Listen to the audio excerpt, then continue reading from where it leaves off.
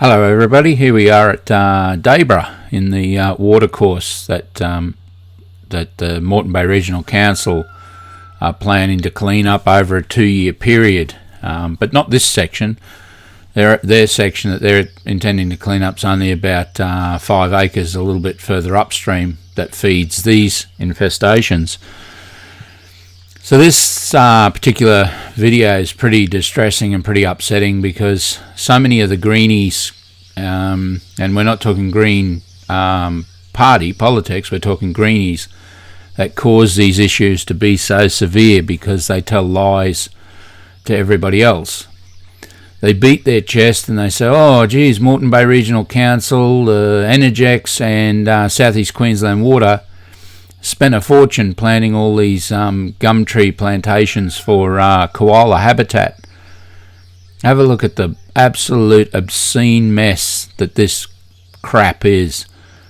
You know, it's something that makes you very, very angry when you actually go into these ecosystems and you see what is taunted by the Greens to say, oh, this was a fantastic win and it's a great thing.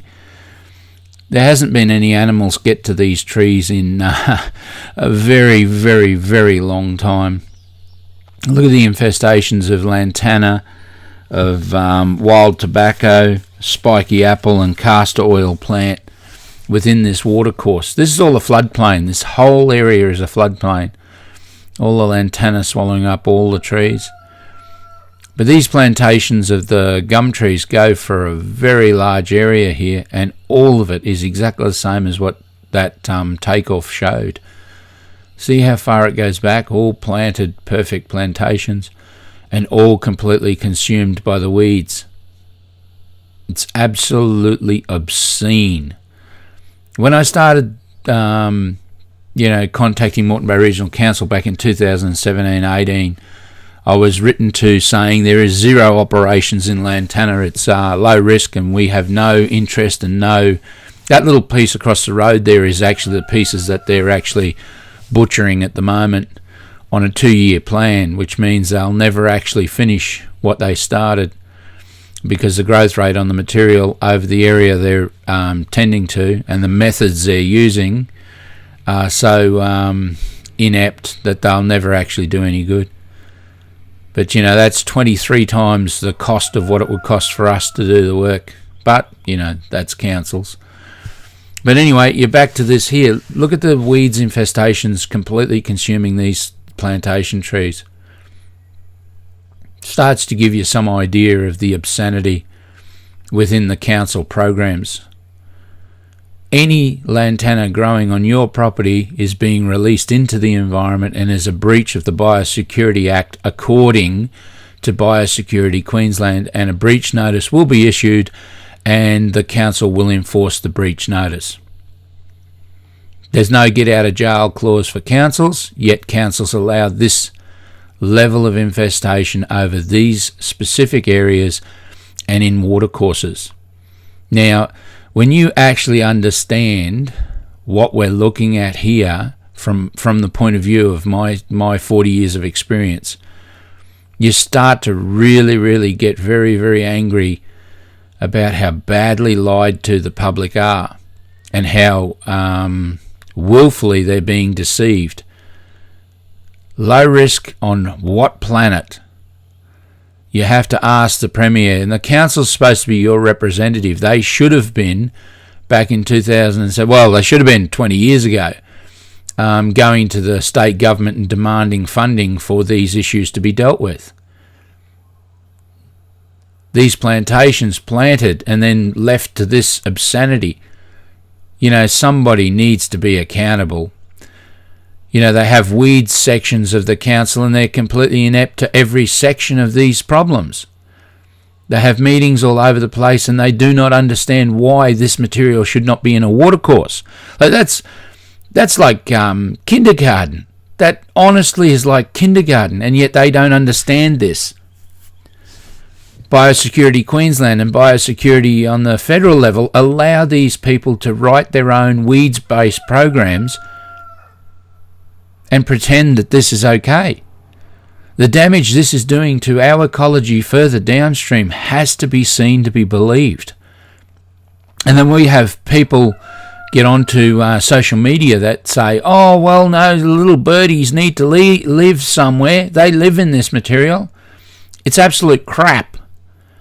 They do not live in this material, I can tell you now. You have a look over this fence as I come to the right here. No sunlight gets to the ground level in this material. None. So therefore nothing goes under this material. These people make statements that have no relevance in fact. Look at the trees. How does an animal get to that tree to climb it? A goanna, or they're listing goannas, marsupials, all sorts of different animals that have nothing to do with this material. Nothing can travel under this material. And when this material's taken off, there is no pathways under this material.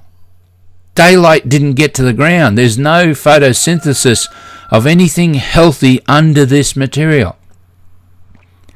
Look at the expanse and the distance this material covers as a complete blanket. And these idiots tell you that little birdies live in this stuff. Look at the break in the leaf litter. There isn't even enough room between the leaves for little birdies to get into this material. This is what people that don't know any better start to believe when they're being programmed not to question. Look at the level of this material. That's 20 to 50 acres of material when you consider the other side of this watercourse. That's completely covered as a blanket in these materials, these weeds that should not and are not legally allowed to be here. Look at the pathway there that's long since been covered over of something going to the water to get a drink. That's what happens with koalas. They just give up on areas that just have a normal Lantana infestation, not a watercourse like this. These people are supposed to be the professionals. When they take you to court and the court upholds their position as an expert, right, their illegal position, this material is illegal to be here by Biosecurity Queensland. They know it's illegal to be here because they prosecute people. They hand people legal letters to say you must clean this stuff up. You're in breach of the Biosecurity Act. And then this is what inhabits all of our watercourses. This is not special. This same thing happens at Rush Creek, just 5 to 10 k's from this spot. Exactly the same. Look at the vine groups growing up and killing all of the tree matter along the edges of this watercourse. And these people are doing a little tiny job upstream of this that's going to take them 2 years. And there's no money to be spent on this management issue by the state and federal government. Because there's deals done between councils and the state government that the councils don't go asking us for any money because we don't want to spend any money on this. This illegal operation. But that's the point. The consequence of this material growing so healthy, so flowering, so seeding in this environment is criminal. Anybody with any understanding of the animal welfare, like Australia Zoo, should be joining this fight. They should be coming along with us and screaming blue murder.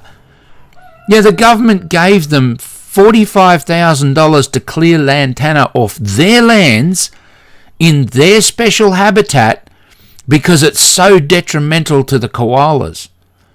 This is a koala rejuvenation scheme right next to this. And it's completely drowned in these materials. And nobody says a word. Not one organisation except for us. And it's taken 2 years to get to this stage, and finally Moreton Bay Regional Council are doing a few little tiny programs using volunteer labour and not supplying any safety clothing or materials to stop the tick diseases that are rampant in Lantana. National Parks has been decimated with their staff by paralysis Lyme disease, and people have to go overseas to be diagnosed. That's how crap our medical system is within Australia. And if you actually go and have a look at it and look it up, paralysis Lyme disease and the group that are fighting that campaign, you have a look at what the symptoms are and the look-alike symptoms of misdiagnosis in Australia, because they cannot test for it in Australia. That's how obscene our medical system is behind the times for a disease that is an Australian disease. Look at the height of these materials. They're 60 and 80 feet in these trees, choking these trees out, killing the last of these trees. And not a thing has been done about this in 20 years. This is why I fight so hard, because there's so much misinformation spread by people calling themselves greenies and wildlife and little bird groups and all sorts of groups that are completely obscenely misrepresenting and misleading the public for the reasons of collecting funding from the government, rather than dealing with this obscenity that's here, that's illegal for it to be here on a small scale. The Water Board says, oh, well, we've got operations in 4 places across the entire part of Queensland. Every single plant growing is being released into the environment illegally.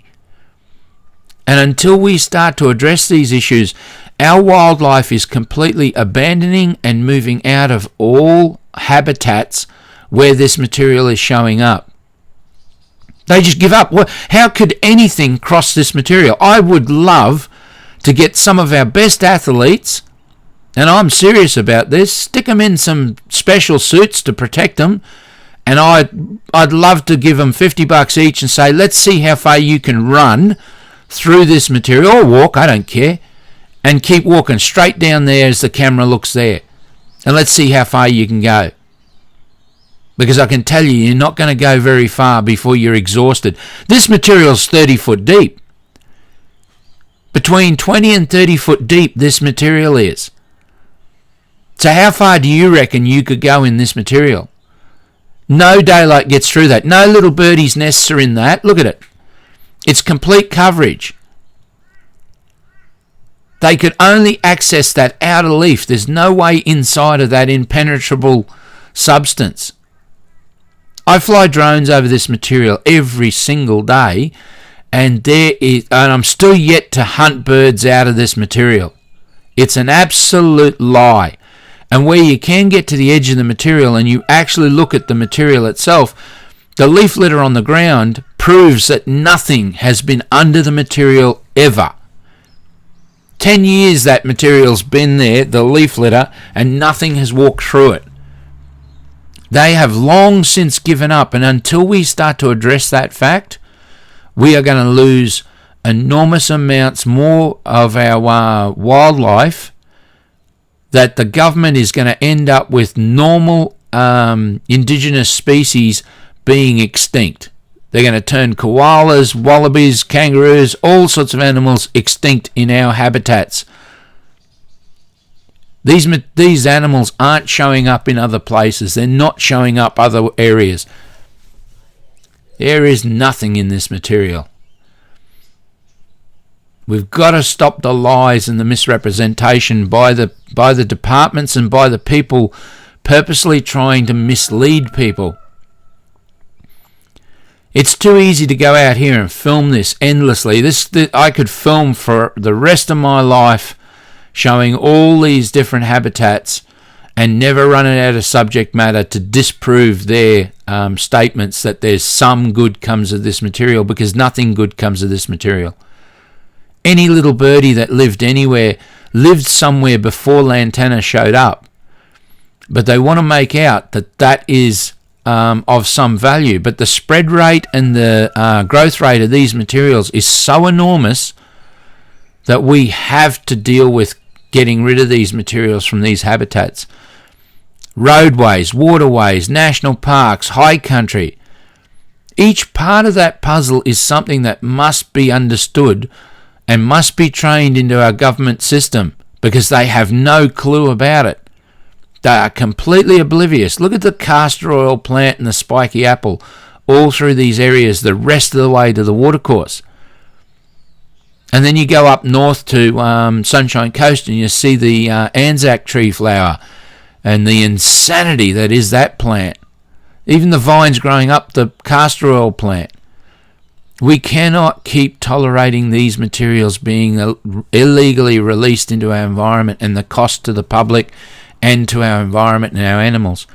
Anyway, I'm Gary from Lantana Removal Queensland. Thank you for popping in. 0449 986 880. And you need to start looking at the truth about Lantana and these other weeds. Bye-bye. Catch you later.